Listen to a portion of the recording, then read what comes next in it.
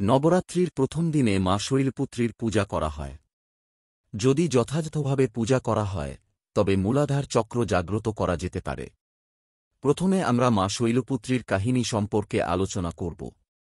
মা শৈলপুত্রী দেবী সতীরই এক রূপ। দেবী সতী প্রজাপতি দক্ষের কন্যা ছিলেন এবং তাঁর বিবাহ শিবের সঙ্গে হয়েছিল। দক্ষ তাঁর পিতা ব্রহ্মার কথা সতীর বিবাহ শিবের সঙ্গে করেছিলেন, কিন্তু তিনি শিবের তপস্বী জীবনধারা পছন্দ করতেন না এবং তাঁকে অপছন্দ করতেন।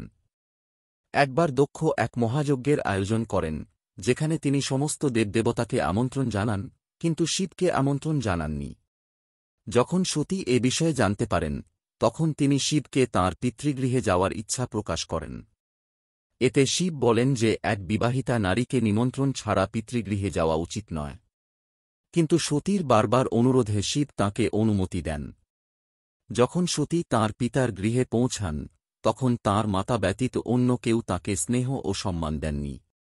শুধু তাই নয়, যজ্ঞে শিবের জন্য কোনো অংশও নির্ধারিত হয়নি। সতী যখন তাঁর পিতা দক্ষকে এ বিষয়ে প্রশ্ন করেন, তখন দক্ষ অপমানজনক ভাষায় উত্তর দেন। তিনি বলেন যে শিব বৃক্ষের ছাল পরিধান করেন, মুণ্ডমালা ধারণ করেন এবং দেবতাদের সঙ্গে বসার উপযুক্ত নন। পতির প্রতি এমন অপমানজনক বাক্য শুনে সতী অত্যন্ত দুঃখিত হন এবং প্রচণ্ড ক্রোধান্বিত হন। তখনই তিনি বুঝতে পারেন যে শিবের কথা না শুনে তিনি বিরাট ভুল করেছেন। অতিমাত্রায় ক্রোধ ও আত্মগ্লানিতে তিনি যোগাগ্নির মাধ্যমে তাঁর শরীর ত্যাগ করেন। এই ভয়ঙ্কর ঘটনার পর যখন শিব এ সংবাদ জানতে পারেন, তখন তিনি প্রচণ্ড ক্রোধান্বিত হয়ে ওঠেন এবং তাঁর গন্ধের যজ্ঞ ধ্বংস করতে পাঠান। শিব নিজে তাণ্ডব শুরু করেন এবং সতীর দেহ নিয়ে চারদিকে বিচরণ করতে থাকেন। সমগ্র বিশ্ব এই ভয়ঙ্কর দৃশ্য দেখে আতঙ্কিত হয়ে ওঠে। তখন বিষ্ণু তাঁর সুদর্শন চক্র দিয়ে সতীর শরীর টুকরো টুকরো করে দেন। যেখানে যেখানে সতীর অঙ্গ পড়ে, সেই স্থানগুলি শক্তিপীঠ নামে পরিচিত হয়। এরপর দেবী সতী পরবর্তী জন্মে শৈলরাজ হিমালয়ের কন্যা হিসেবে জন্মগ্রহণ করেন, তাই তাঁকে শৈলপুত্রী বলা হয়। তাঁকে পার্বতী ও হেমবতী নামেও ডাকা হয়। নবরাত্রির সূচনা ঘটে কলস স্থাপনার মাধ্যমে, যা 9 দিন ধরে স্থাপন করা হয়। নবরাত্রির প্রথম দিনের পূজা বিধি। কলস স্থাপনা। একটি মাটির পাত্র বা টবের মধ্যে জয় ধানের বীজ বপন করুন এবং প্রতিদিন তাতে অল্প পরিমাণে জল দিন। এবার একটি তামার কলস নিন এবং তাতে কালো সুতোর মৌলি বাঁধন দিন। কলসে তিলক দিন এবং তাতে গঙ্গাজল পূরণ করুন। এতে কিছু চাল, সুপারি ও দূর্বা ঘাস দিন। কলসের চারপাশে 5টি আমপাতা রাখুন এবং এটিকে ঢেকে দিন। একটি নারকেলকে লাল রঙের পরিষ্কার কাপড়ে মুড়ে কলসুতোর মৌলি দিয়ে বাঁধুন এবং এটি কলসের উপর স্থাপন করুন। কলস স্থাপনার স্থান। কাঠের চৌকির উপর মায়ের চিত্রের পাশে একটি পাত্র রাখুন এবং তার উপর কলস স্থাপন করুন। এই কলসকে সম্পূর্ণ 9 দিন এভাবেই রাখুন এবং যে মাটির পাত্রে জয় ধানের বীজ বপন করেছেন, তাতে প্রতিদিন অল্প অল্প জল দিন। অখণ্ড জ্যোতি ও হবন। যদি সম্ভব হয় তবে নবরাত্রির 9 দিন মায়ের সামনে অখণ্ড জ্যোতি প্রজ্বলিত করুন। হবনের জন্য একটি ছোট হবন কুণ্ডে কাঠের একটি টুকরো প্রজ্বলিত করুন এবং তাতে সামান্য কর্পূর দিন। 2টি লবঙ্গকে ঘিয়ের মধ্যে ডুবিয়ে এবং সুপারি হবন কুণ্ডে অর্পণ করুন। রলি ও চাল দিয়ে তিলক করুন। ভোগ ও পাঠ। মায়ের কাছে ফল ও মিষ্টির ভোগ নিবেদন করুন। অনেকেই নবরাত্রির প্রথম দিন থেকে দুর্গা সপ্তশতীর পাঠ করেন। যদি আপনি এই প্রথা অনুসরণ করেন, তবে তা অবশ্যই করুন। প্রতিদিন মা দুর্গার কবচ পাঠ করা ভুলবেন না, এতে মায়ের আশীর্বাদ লাভ হয়। ব্রত সংকল্প ও মন্ত্র জপ। ব্রত সংকল্প করুন এবং এরপর মা শৈলপুত্রীর মন্ত্রের একটি মালা জপ করুন। মালায় 108টি মুক্ত সংখ্যা থাকা উচিত। মা শৈলপুত্রীর মন্ত্র হল, এই মন্ত্র 108 বার জপ করুন। মায়ের কাছে প্রার্থনা। মা শৈলপুত্রী আয়ু, সৌভাগ্য ও প্রকৃতির দেবী, তাই মায়ের কাছে প্রার্থনা করুন যাতে আপনার ঘরে সুখ সমৃদ্ধি বজায় থাকে এবং সবাই দীর্ঘায়ু ও সুস্থ জীবন লাভ করে। আরতি ও সমাপন। এখন মায়ের আরতি করুন এবং ক্ষমা প্রার্থনার সঙ্গে পূজার সমাপ্তি করুন। সন্ধ্যাবেলায়ও মায়ের আরতি অবশ্যই করুন। এইভাবে নবরাত্রির প্রথম দিনের পূজা বিধি সম্পন্ন হয়। নবরাত্রির দ্বিতীয় দিনের পূজা বিধি। মা ব্রহ্মচারিণীর কাহিনী। নবরাত্রির দ্বিতীয় দিন মা দুর্গার দ্বিতীয় রূপ মা ব্রহ্মচারিণীকে উৎসর্গ করা হয়। ব্রহ্ম অর্থ তপস্যা এবং চারিণী অর্থ আচরণকারী। মা ব্রহ্মচারিণী তাঁর পূর্বজন্মে কঠোর তপস্যা করেছিলেন, যার ফলে তিনি এই নাম লাভ করেন। তাঁকে তপস্যা, জ্ঞান ও বৈরাগ্যের দেবী বলে মনে করা হয়। মা ব্রহ্মচারিণী তাঁর পূর্বজন্মে হিমালয় রাজের কন্যা হিসেবে জন্মগ্রহণ করেন এবং মহাদেব শিবকে স্বামীরূপে প্রাপ্ত করার জন্য কঠোর তপস্যা করেন। 1000 বছর ধরে কেবল ফল ও ফুল আহার করেন। 1000 বছর ধরে কেবল শাক আহার করেন। 3000 বছর ধরে কেবল বেলপাতা খেয়ে তপস্যা করেন এবং শেষে নির্জলা ও নিরাহার থেকে শিবের ধ্যান করেন। পাতারও ত্যাগ করার কারণে তাঁকে অপর্ণা বলা হয়। এই কঠিন তপস্যার ফলে তাঁর শরীর অত্যন্ত দুর্বল হয়ে পড়ে। দেবতা, ঋষি ও মুনিরা তাঁর তপস্যায় প্রভাবিত হন এবং দেবীকে প্রশংসা করতে থাকেন। ব্রহ্মাদেব প্রসন্ন হয়ে তাঁকে শিবকে স্বামী হিসেবে লাভ করার বর প্রদান করেন। পরবর্তী জন্মে তিনি পার্বতী রূপে জন্ম নেন এবং মহাদেবকে স্বামীরূপে গ্রহণ করেন। মা ব্রহ্মচারিণীর পূজার উপকারিতা। মা ব্রহ্মচারিণী ধৈর্য, সংযম ও আত্মশক্তির দেবী। তাঁর পূজা করলে মোক্ষ, সুখ ও স্বাস্থ্য লাভ হয়। মা তাঁর ভক্তদের সকল প্রকার ভয় থেকে মুক্ত করেন। তাঁর রূপ শ্বেতবস্ত্র পরিহিত, ডান হাতে জপমালা এবং বাম হাতে কমণ্ডলু ধারণ করা, শান্ত ও তেজময়। মা ব্রহ্মচারিণীর পূজা বিধি। নবরাত্রির পূজায় লাল বা হলুদ রঙের বস্ত্র পরার চেষ্টা করুন। প্রথম দিনে যে কলস স্থাপন করা হয়েছিল তার তিলক করুন এবং দীপ জ্বালান। মা দুর্গার চিত্রে কুমকুম ও চাল দিয়ে তিলক করুন। যদি অখণ্ড জ্যোতি প্রজ্বলিত করে থাকেন তবে তাতে যথাযথ পরিমাণে ঘি বা তেল দিন যাতে এটি রাত্রেও না নিভে যায়। মা ব্রহ্মচারিণীকে পদ্মফুল অর্পণ করুন যদি সম্ভব হয়। ফল, মিষ্টান্ন, সুপারি ও পান নিবেদন করুন।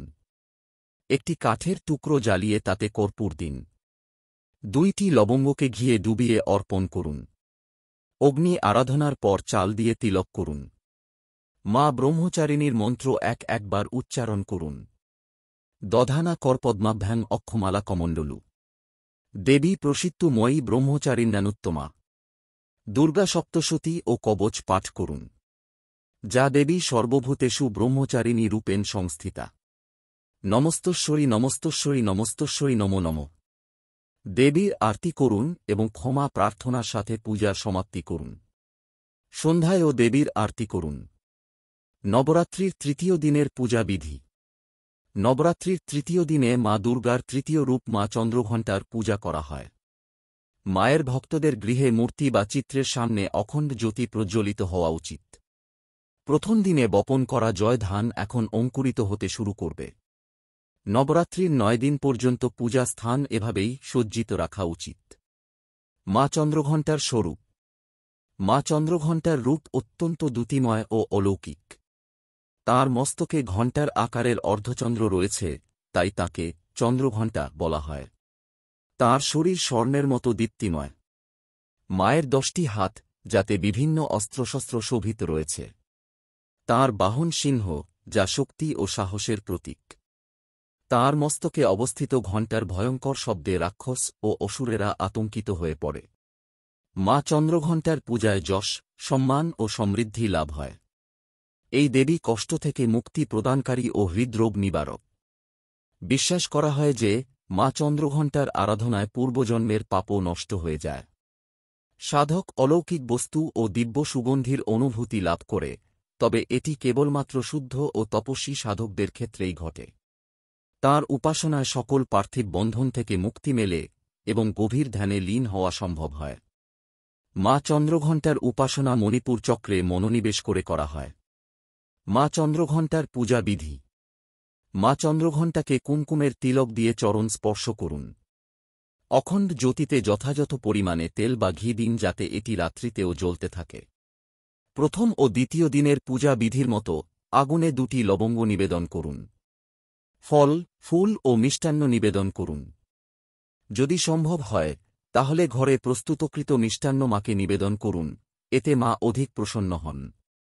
চেষ্টা করুন নবরাত্রির প্রতিদিন গৃহে প্রস্তুত ভোগ নিবেদন করতে। দুর্গা সপ্তশতী পাঠ করুন এবং মা চন্দ্রঘণ্টার কবচ পাঠ করুন। মা চন্দ্রঘণ্টার বীজ মন্ত্র জপ করুন। বিশেষ মন্ত্র 108 বার জপ করুন। দেবী চন্দ্রন্তায় নমঃ। দুর্গা মায়ের আরতি করুন এবং যদি আপনার কাছে মা চন্দ্রঘণ্টার বিশেষ আরতি থাকে তবে ভক্তিভরে গেয়ে আরতি করুন। শেষে মায়ের কাছে ক্ষমা প্রার্থনা করে পূজা সম্পন্ন করুন। এইভাবে নবরাত্রির তৃতীয় দিনে মা চন্দ্রঘণ্টার পূজা সম্পন্ন হয়। মায়ের কৃপা সকল ভক্তদের উপর বর্ষিত হোক। নবরাত্রির চতুর্থ দিনের পূজা বিধি। নবরাত্রির চতুর্থ দিন মা কুষাণ্ডাকে উৎসর্গ করা হয়। মা কুষাণ্ডাকে সূর্যের মতো উজ্জ্বল ও দীপ্তিময় মনে করা হয়। তাঁর মৃদু মৃদু হাস্য দ্বারা সমগ্র ব্রহ্মাণ্ড সৃজন হওয়ায় তাঁকে কুষাণ্ডা বলা হয়। তিনি সমগ্র বিশ্ব ব্রহ্মাণ্ডের সৃষ্টিকর্ত্রী এবং তাঁকে সৃষ্টিশক্তির আদিশক্তি বলা হয়। তাঁর অবস্থান সূর্যলোকের অভ্যন্তরে, যেখানে অবস্থান করার ক্ষমতা কেবল তিনিই ধারণ করেন। তাঁর দেহকান্তি সূর্যের ন্যায় দীপ্তিময় এবং তাঁর জ্যোতি 10 দিক জুড়ে বিচ্ছুরিত। বিশ্বাস করা হয় যে ব্রহ্মাণ্ডে বিদ্যমান সমস্ত জ্যোতি তাঁর প্রতিফলন মাত্র। মা কুষ্মাণ্ডার রূপ ও বৈশিষ্ট্য। মা কুষ্মাণ্ডার 8টি বাহু রয়েছে, যাতে তিনি ক্রমান্বয়ে কমণ্ডলু, ধনুক, বাণ, পদ্মফুল, অমৃতপূর্ণ কলস, চক্র ও গদা ধারণ করেন। তাঁর অষ্টম হাতে একটি জপমালা রয়েছে, যা সিদ্ধি ও ধ্যানের প্রতীক। তাঁর বাহন সিংহ, যা শক্তি ও সাহসের প্রতীক। মা কুষাণ্ডার উপাসনায় সকল প্রকার কষ্ট দূর হয় এবং যশ, বল, স্বাস্থ্য ও আয়ু বৃদ্ধি পায়। যদি যথাযথ বিধি অনুযায়ী পূজা করা হয় তবে ভক্তগণ মায়ের কৃপা অনুভব করতে পারেন। মা কুষাণ্ডাকে রোগনাশিনী মনে করা হয়, তাই যদি বাড়িতে কোনো অসুস্থ ব্যক্তি থাকে তবে এই দিনের পূজা বিশেষভাবে ফলপ্রসূ হয়। মা কুষাণ্ডার পূজা বিধি।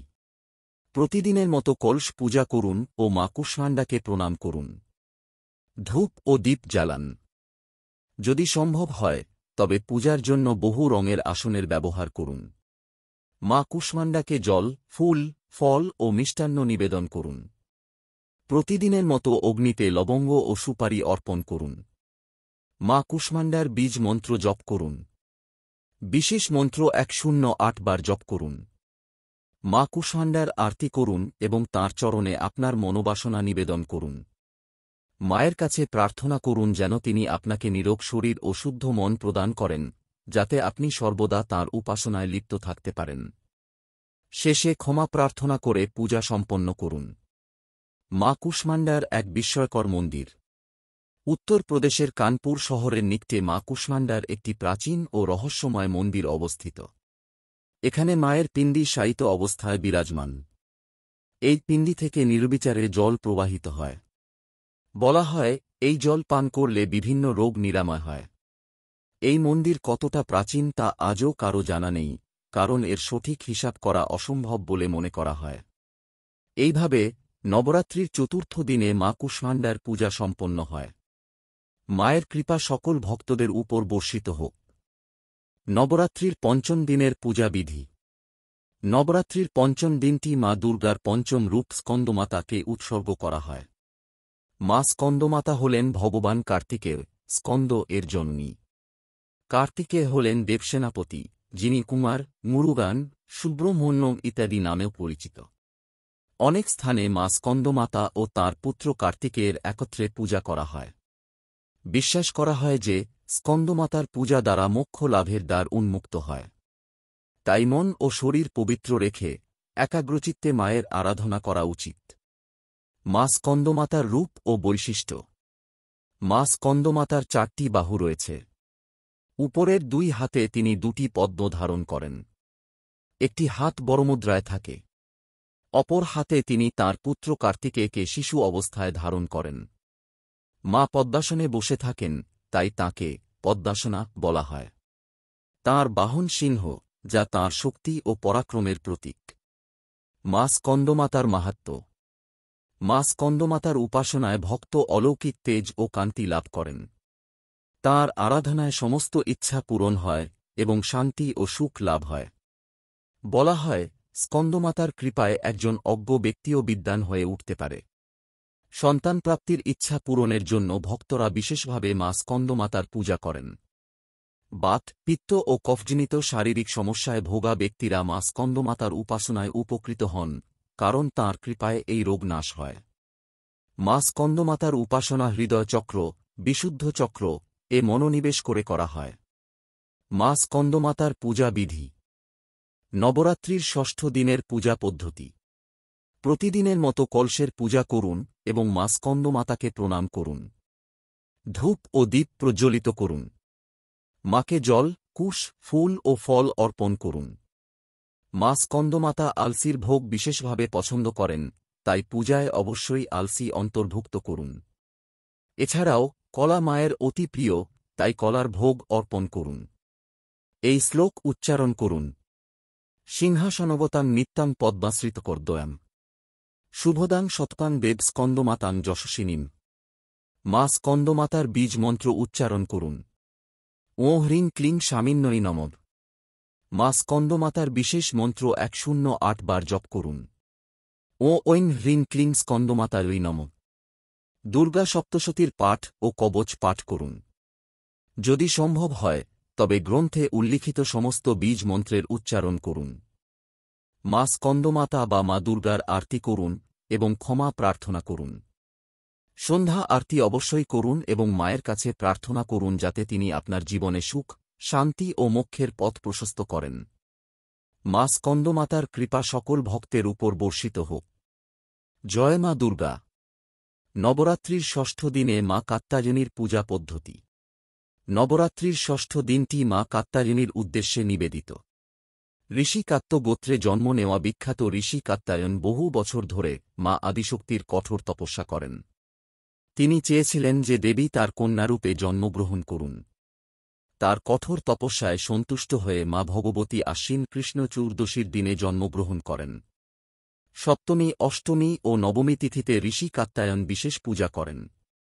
দশমী দিনে মা কাত্যায়নী মহিষাসুরকে বধ করে বিশ্বকে তার অত্যাচার থেকে মুক্ত করেন। যেহেতু ঋষি কাত্যায়ন প্রথম দেবীর পূজা করেছিলেন, তাই তার নাম অনুসারে দেবী কাত্যায়নী নামে পরিচিত হন। মা কাত্যায়নীর মাহাত্ম্য। মা কাত্যায়নীর উপাসনা সমস্ত বাধা দূর করতে সাহায্য করে। বিবাহে বিলম্ব বা বাধা থাকলে বিশেষভাবে মা কাত্যায়নীর পূজা করা হয়। দেবগুরু বৃহস্পতি মা কাত্যায়নীর পূজায় প্রসন্ন হন এবং উত্তম জীবনসঙ্গীর বরদান দেন। বিবাহিত জীবনে সমস্যা থাকলে মা কাত্যায়নীর আরাধনা ফলদায়ী হয়। বিবাহে দেরি হলে বা বিঘ্ন ঘটলে মা কাত্যায়নীর পূজা বিশেষভাবে কার্যকরী। এমন বলা হয় যে, যখন বৃন্দাবনের গোপীরা শ্রীকৃষ্ণকে স্বামী হিসেবে পেতে চেয়েছিলেন, তখন তারা মা কাত্যায়নীর পূজা করেছিলেন। কণ্ঠ, গলা সংক্রান্ত সমস্যার সমাধানের জন্য মা কাত্যায়নীর বিশেষ পূজা করা হয়। মা কাত্যায়নীর রূপ। মা কাত্যায়নী অত্যন্ত সুন্দর ও অলঙ্কারে সজ্জিত। তার 4টি হাত রয়েছে।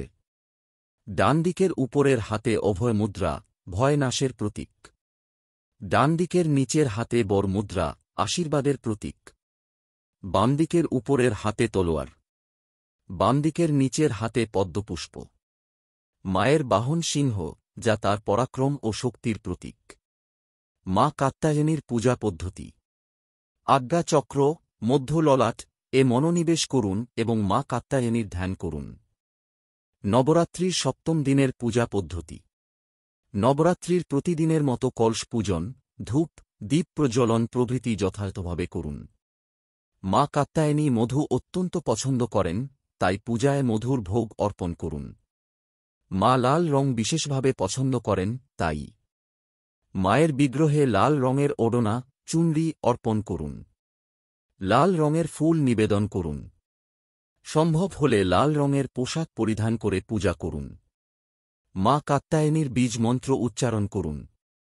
ও শ্রীং ত্রিনেত্রায় নমঃ। অন্তে মা কাত্যায়নীর আরতি করুন, ক্ষমা প্রার্থনা করুন এবং সন্ধ্যা আরতি অবশ্যই করুন। মা কাত্যায়নীর কৃপায় সমস্ত বাধা দূর হোক এবং ভক্তরা সুখ সমৃদ্ধি লাভ করুন। নবরাত্রির সপ্তম দিন, মা কালরাত্রির পূজা। মা কালরাত্রির রূপ অত্যন্ত ভয়ঙ্কর এবং ভীতিকর, কিন্তু তিনি ভক্তদের সর্বদা শুভ ফল প্রদান করেন, এজন্য তাঁকে শুভঙ্করী বলা হয়। তিনি সমস্ত অন্ধকার ও দুর্দশার বিনাশ করেন এবং ভক্তদের কাল, মৃত্যু পর্যন্ত রক্ষা করেন। মা কালরাত্রি অসুর শক্তির বিনাশের প্রতীক। অসুররা তাঁর নামমাত্রেই ভীত হয়ে পড়ে। তাঁর আরাধনা করলে সমস্ত ভয় দূর হয়ে যায়। মা কালরাত্রির রূপ ও প্রতীক। মায়ের গাত্রবর্ণ অন্ধকারের মতো কালো। তাঁর এলোমেলো চুল ও গলায় মুন্ডমালা, কাটা মাথার মালা শোভিত। 3টি নেত্র থেকে বিদ্যুতের মতো তীব্র আলো বিচ্ছুরিত হয়। নাসিকা থেকে শ্বাসের সাথে অগ্নিশিখা নির্গত হয়। মায়ের 4টি হাত রয়েছে। ডানদিকের উপরের হাত বরদান মুদ্রায়। ডানদিকের নিচের হাত অভয় মুদ্রায়, ভক্তদের নির্ভর করতে। বাঁদিকের উপরের হাতে তলোয়ার।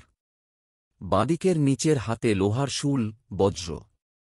মায়ের বাহন গর্দভ, গাধা, যা ধৈর্য ও বিনম্রতার প্রতীক। মা কালরাত্রির পূজা পদ্ধতি। ললাটের আজ্ঞাচক্র উপর মনসংযোগ করে মা কালরাত্রির ধ্যান করুন। নবরাত্রির পূজা পদ্ধতি অনুযায়ী কলস পূজন করুন। আগরবাতি বা ধূপকাঠিতে লবঙ্গের জোড়া অর্পণ করুন। প্রতিদিনের মতো রোলি, আকশত প্রভৃতি দিয়ে মায়ের তিলক করুন। বীজ মন্ত্র 9 থেকে 1 বার জপ করুন। ও ক্লিং ঐং শ্রীং কালিকাই নমঃ। মা কালরাত্রির প্রধান মন্ত্রের 1 মালা জপ করুন। ও ঐং হ্রিং ক্লিং কালরাত্রই নমঃ। এরপর দুর্গা সপ্তশতীর পাঠ করুন এবং অন্যান্য বীজ মন্ত্র জপ করুন। অন্তে মায়ের আরতি করুন ও ক্ষমা প্রার্থনার মাধ্যমে পূজার সমাপন করুন। মা কালরাত্রির বিখ্যাত মন্দির। বিহারের সাহারানপুর জেলার নতুন গ্রামে মা কালরাত্রির প্রাচীন মন্দির অবস্থিত। এখানে বহু ভক্ত মায়ের দর্শন করতে আসেন। ভক্তরা মা কালরাত্রির আরাধনা ও ধ্যানের মাধ্যমে সমস্ত নেতিবাচক শক্তি থেকে মুক্তি পান। মায়ের কৃপায় তাঁদের জীবন ভয়মুক্ত ও সুখময় হয়ে ওঠে।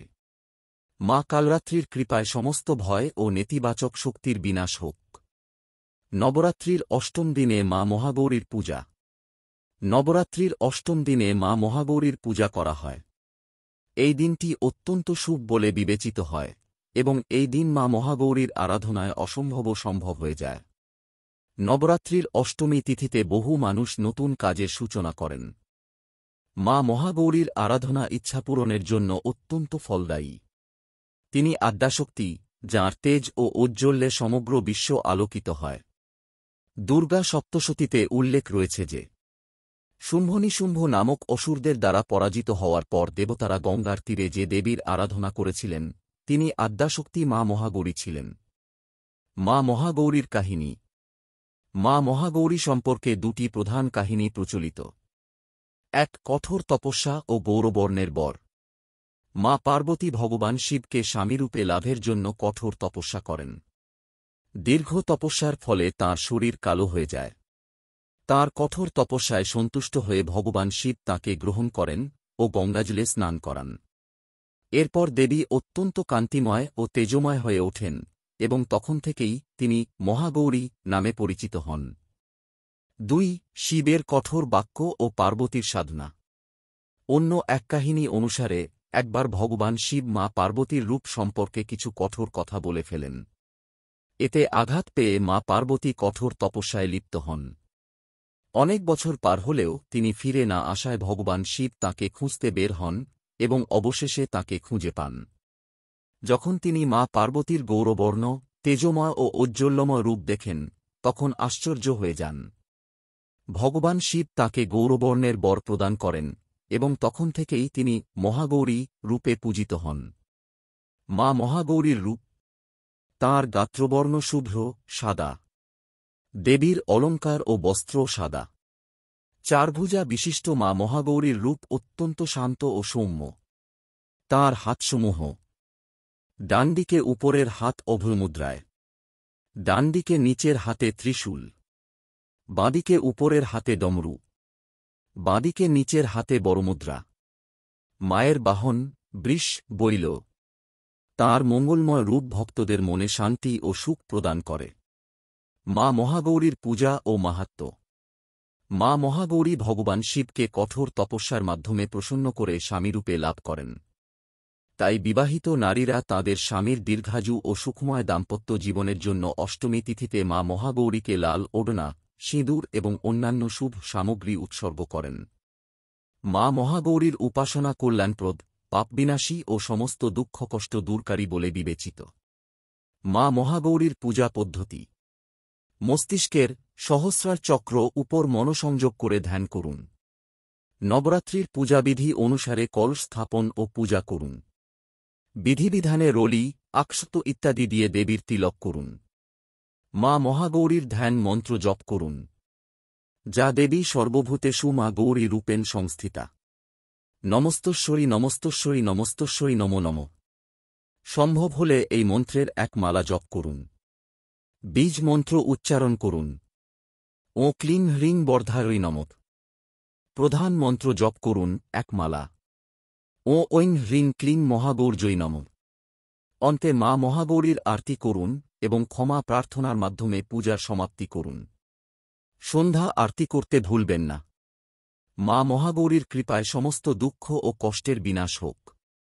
মা সিদ্ধিদাত্রী, নবরাত্রির নবম দিন। নবমী তিথি অর্থাৎ নবরাত্রির শেষ দিন মা সিদ্ধিদাত্রীকে উৎসর্গ করা হয়। এই দেবী ভক্তদের সকল প্রকার সিদ্ধি প্রদান করেন। মার্কণ্ডে পুরাণে উল্লেখিত ৮টি প্রধান সিদ্ধি হল: ১ অনিমা, ২ মহিমা, ৩ গরিমা, ৪ লঘিমা, ৫ প্রাপ্তি, ৬ প্রকাম্য, ৭ ঈশিত্ব, ৮ বশিত্ব। ব্রহ্মবৈবর্ত পুরাণে আরও ১০টি সিদ্ধির বর্ণনা পাওয়া যায়। ৯ সর্বকামবাসায়িতা, ১ সর্বজ্ঞত্ব, ১ দূরশ্রবণ, ১ পরকায় প্রবেশ, ১ বাক্সিদ্ধি, ১ কৃক্ষ কল্পবৃক্ষের মতো ইচ্ছাপূরণ ক্ষমতা, ১ সৃষ্টিসংহার করার ক্ষমতা, ১ অমৃতত্ব অমরত্ব লাভের ক্ষমতা, ১ সর্বন্যায় তত্ত্ব, ১ অদৃশ্য হওয়ার ক্ষমতা। এভাবে পুরাণে মোট ৮টি সিদ্ধির উল্লেখ পাওয়া যায়। মা সিদ্ধিদাত্রী এই সকল সিদ্ধির অধিষ্ঠাত্রী দেবী এবং তিনি তাঁর ভক্তদের এইসব সিদ্ধি প্রদান করেন। মা সিদ্ধিদাত্রীর মাহাত্ম্য: দেবী পুরাণ অনুসারে মা সিদ্ধিদাত্রীর কৃপায়ই মহাদেব শিব সমস্ত সিদ্ধি লাভ করেন। তাঁর কৃপায় শিবের অর্ধেক শরীর দেবীর রূপ লাভ করে এবং সেই থেকেই তিনি অর্ধনারীশ্বর নামে পরিচিত হন। এই দেবী পৃথিবীতে সিদ্ধিদাত্রী রূপে প্রকাশিত হন। মা সিদ্ধিদাত্রীর রূপ: মা সিদ্ধিদাত্রী অত্যন্ত শান্ত, মঙ্গলময় ও আকর্ষণীয় রূপের অধিকারিণী। ৪ ভুজা বিশিষ্ট দেবীর হাতে রয়েছে: ডানদিকে উপরের হাতে চক্র, ডানদিকে নিচের হাতে গদা, বাঁদিকে উপরের হাতে শঙ্খ, বাঁদিকে নিচের হাতে পদ্ম। তাঁর গলায় মঙ্গলময় মালা শোভা পায়। মা সিদ্ধিদাত্রী একটি কমলের উপর বসে থাকেন এবং তাঁর বাহন হল সিংহ। মা সিদ্ধিদাত্রীর মাহাত্ম্য ও একটি গুরুত্বপূর্ণ কাহিনী। দুর্গা সপ্তশতীতে মা সিদ্ধিদাত্রীর বহুবার উল্লেখ রয়েছে। একটি কাহিনী অনুসারে দেবী নিজেই বলেছেন যে তাঁর অতিরিক্ত কোনো শক্তি নেই, কারণ সমস্ত দেবীরা তাঁর মধ্যেই প্রবিষ্ট হয়েছেন। যখন দেবতা ও অসুরদের মধ্যে ভয়ঙ্কর যুদ্ধ চলছিল, তখন শিবজি যুদ্ধক্ষেত্রে প্রবেশ করেন। দেবী যখন দেখেন শিব তাঁর দিকে এগিয়ে আসছেন, তখন তিনি নিজের ত্রিশূল দিয়ে শিবের বুকে প্রচণ্ড আঘাত করেন। ফলস্বরূপ শিব মাটিতে পড়ে যান এবং দেবী অসুরদের বিনাশ করে বিশ্বকে রক্ষা করেন। এই ঘটনার পর সমগ্র বিশ্ব আনন্দে উদ্বেলিত হয়ে ওঠে, নদীগুলো তাদের স্বাভাবিক গতিতে প্রবাহিত হতে থাকে এবং সমস্ত প্রাকৃতিক বিপর্যয় দূরীভূত হয়। মা সিদ্ধিদাত্রীর পূজা বিধি: মা সিদ্ধিদাত্রীর ধ্যান বিধি মধ্য কপালে সহস্রার চক্র করা হয়। এই পূজা পরিবারে কল্যাণ, বুদ্ধিসম্পদ, শক্তি ও সুখ প্রাপ্তির জন্য করা উচিত। বিধিবিধান ও শুদ্ধতার বিশেষ যত্ন নিন। পূজা সামগ্রী: সুগন্ধি ফুল, ক্ষীর, হালুয়া ও শ্রীফল। হবন সামগ্রী: আম, কাঠ, কর্পূর, ঘি। পূজা বিধি: ১ কলস ও দেবীর যথাযথ পূজা করুন। ২ মা সিদ্ধিদাত্রীর বীজ মন্ত্র জপ করুন। ও হ্রিং ক্লিং ঐং সিদ্ধিদাত্রয়ী নমঃ। 9 একবার। 3 হবন কুণ্ড প্রস্তুত করুন ও আম কাঠ, হবন সামগ্রী ও কর্পূর দিয়ে অগ্নি প্রজ্বালন করুন। 4 হবনে 108 বার আতি দিন, হবন সামগ্রী ও ঘি। 5 হবনের সময় প্রধান মন্ত্র জপ করুন। ও ঐং হ্রিং ক্লিং সিদ্ধিদাত্রয়ী নমঃ 108 বার। 6 প্রতি মন্ত্র জপের পরে সাহা বলে আতি দিন। 7 শেষ আহুতিতে নারকেল ও ঘি দিয়ে হবন সম্পন্ন করুন। নবরাত্রি সমাপ্তি বিধি। কারণ এটি নবরাত্রির শেষ দিন, দুর্গা সপ্তশতীর পাঠ সম্পন্ন করুন। মা দুর্গার ভজনকীর্তন করুন। অন্তে ক্ষমা প্রার্থনা ও আরতির মাধ্যমে পূজা সম্পন্ন করুন। মা সিদ্ধিদাত্রীর কৃপায় সমস্ত ভক্ত সিদ্ধি, জ্ঞান ও মোক্ষ প্রাপ্ত হন। নবরাত্রি উপবাস ও পূজা সমাপ্তি বিধি। যদি আপনি 9 দিন উপবাস রাখেন, তাহলে মার কাছে প্রার্থনা করুন যাতে তিনি আপনাকে সর্বদা ভক্তি ও শ্রদ্ধায় পূর্ণ রাখেন। বিশেষ ভোগ প্রস্তুত করুন ও মাকে অর্পণ করুন। প্রথমে 9 জন কন্যা ও 1 জন বালককে আহার করান। তাদের তিলক করুন ও দক্ষিণা প্রদান করুন। এরপর মাকে প্রেমপূর্ণ স্মরণ করে নিজে আহার গ্রহণ করুন। এইভাবে আপনার নবরাত্রি উপবাস ও পূজা যথাযথভাবে সম্পন্ন হবে। যৌ বিসর্জন ও সমাপ্তি ক্রিয়াকলাপ। প্রথম দিন বপন করা যৌ সম্পূর্ণভাবে গজিয়ে উঠলে পরের দিন সেটিকে পবিত্র স্থানে স্থাপন করুন। পূজার চৌকি সম্পূর্ণরূপে সরিয়ে ফেলুন। সন্ধ্যা আরতি ও নিরবচ্ছিন্ন ভক্তি। যদি সম্ভব হয়, প্রতিদিন সন্ধ্যাবেলা মার আরতি করুন। এতে গৃহে সমৃদ্ধি, সুখ ও শান্তি বজায় থাকবে। জয় দি।